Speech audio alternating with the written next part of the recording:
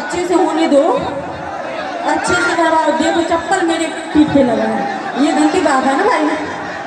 Show बंद हो जाएगा, इतना भीड़ लगा हुआ है, शो बंद हो जाएगा चली जाऊंगी।